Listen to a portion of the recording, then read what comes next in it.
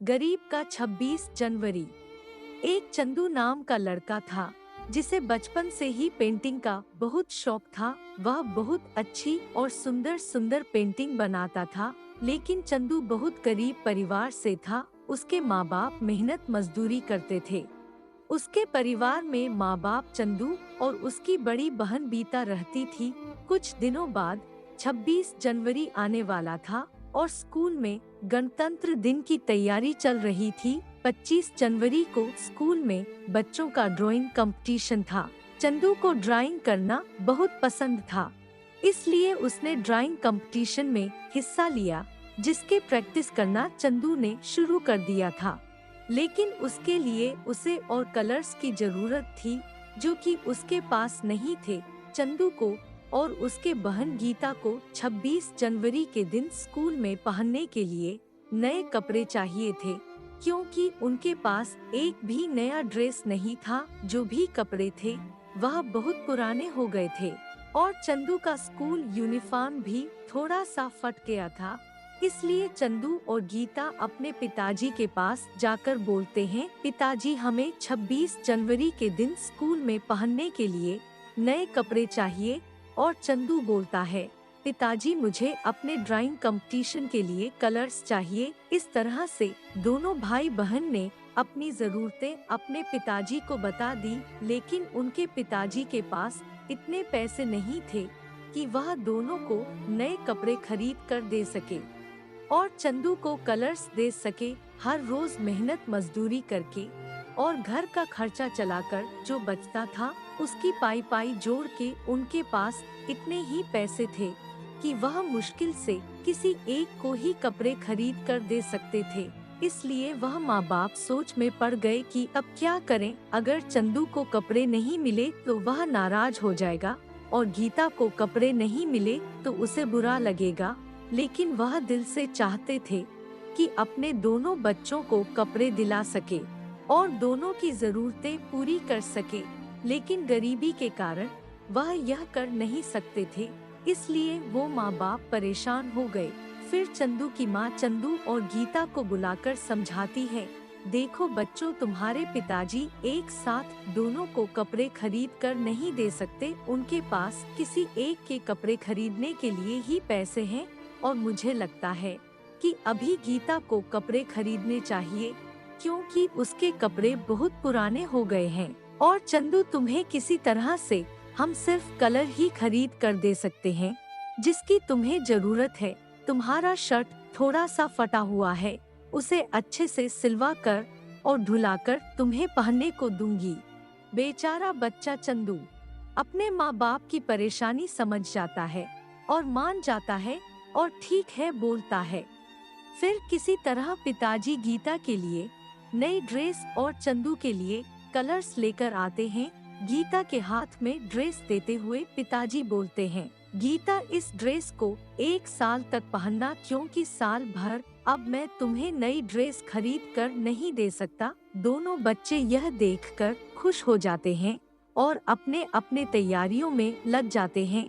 बेचारा चंदू तो अपने मन पसंद कलर्स देखकर ही खुश हो जाता है और पेंटिंग की प्रैक्टिस करने बैठ जाता है, क्योंकि कल उसका ड्राइंग कंपटीशन रहता है। उन्हें देखकर पिताजी खुश हो जाते हैं और सब अपने अपने काम पर लग जाते हैं। गीता अपना नया ड्रेस पहन कर आती है और चंदू को दिखाती है और तभी गलती से चंदू की कलर बोतल गीता की ड्रेस पर गिर जाती है और गीता का पूरा ड्रेस खराब हो जाता है। यह देखकर दोनों घबरा जाते हैं। गीता जल्दी से उसे धोने के लिए जाती है। घबराते हुए उसके पीछे चंदू जाता है। बहुत धोने के बाद भी कलर ड्रेस से निकलता ही नहीं, तो चंदू बोलता है, दीदी मुझे दिखाओ, मैं साफ करके देता हूँ। ऐसा बोलकर जोर से रगड़ता है और इस वजह से गीता का नया ड्रेस फट जाता है। यह देखकर गीता जोर जोर से रोने लगती है। चंदू उसे समझाता है, दीदी रो मत। गीता बोलती है, इतनी मुश्किल से नई ड्रेस मिली है और यह भी फट गई। अब मैं 26 जनवरी के दिन स्कूल कैसे जाऊंगी, मेरे पास कोई ड्रेस नहीं है। ऐसा बोलकर रोते रोते माँ और पिताजी को बताने के लिए जा रही होती है। चंदू घबराकर बोलता है, दीदी पिताजी को मत बताना, अगर पिताजी को बताया तो हमें बहुत डांट पड़ेगी और तुम्हें दूसरी ड्रेस भी नहीं मिलेगी और मेरी तो पिटाई होगी। चंदू की बात सुनकर गीता पिताजी के पास नहीं जाती और अपने भाई को सजा मिलेगी इस वजह से वह चुप रहती है और पिताजी को कुछ नहीं बताती और चंदू से कहती है, ठीक है चंदू तू कहता है तो मैं पिताजी को नहीं बताऊंगी कि मेरी नई ड्रेस फट गई है। फिर चंदू बोलता है, हाँ दीदी लेकिन अब हम क्या करें, तुम्हारे पास 26 जनवरी के दिन पहनने के लिए नई ड्रेस नहीं है। तो गीता बोलती है, जाने दो चंदू तो क्या हुआ, अगर मैं 26 जनवरी के दिन नई ड्रेस पहनकर नहीं गई तू तो अपने ड्राइंग कंपटीशन में हिस्सा ले सकता है ना, जा तू अपनी ड्राइंग की प्रैक्टिस कर, ऐसा बोलकर वहाँ से चली जाती है। लेकिन चंदू को अपनी बहन को दुखी देखकर बहुत बुरा लगता है और वह भी निराश हो जाता है। दूसरे ही दिन चंदू के ड्राइंग कंपटीशन होती है और वह कंपटीशन में ड्राइंग करता है। सारे बच्चों में सबसे अच्छी और सबसे सुंदर चंदू की ड्राइंग होती है। ड्राइंग कंपटीशन में चंदू का स्कूल में पहला नंबर आता है। मास्टर जी पूरे स्कूल के सामने चंदू का नाम घोषित करते हैं और बख्शीश लेने के लिए उसे मंच पर बुलाते हैं। चंदू का पहला नंबर आता है तो चंदू बहुत खुश हो जाता है और बख्शीश लेने के लिए मंच पर जाता है। बख्शीश में उसे बहुत अच्छी नई ड्रेस मिलती है। ड्रेस देखते ही चंदू निराश हो जाता है, वह खुश नहीं दिखता और कुछ सोचने लगता है।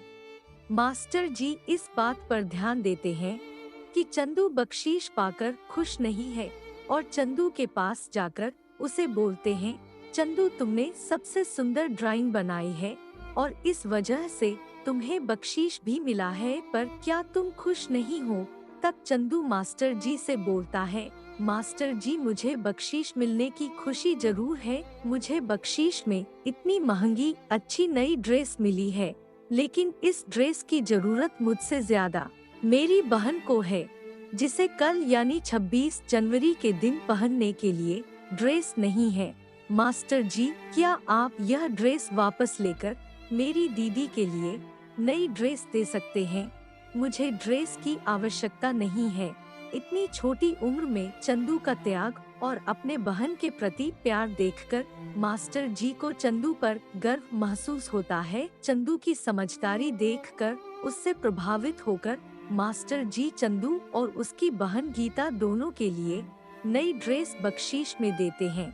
यह देखकर चंदू बहुत खुश हो जाता है और मास्टर जी को धन्यवाद देता है और दौड़ते हुए अपने बहन के पास जाता है और उसके हाथ में ड्रेस देता है।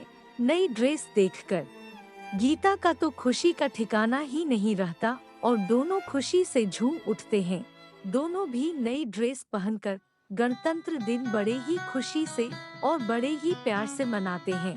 दोस्तों आपको कहानी कैसी लगी हमें अपने विचार कमेंट करके बताएं। अगर कहानी पसंद आई हो तो लाइक करें, शेयर करें और चैनल को सब्सक्राइब करें। जय हिंद।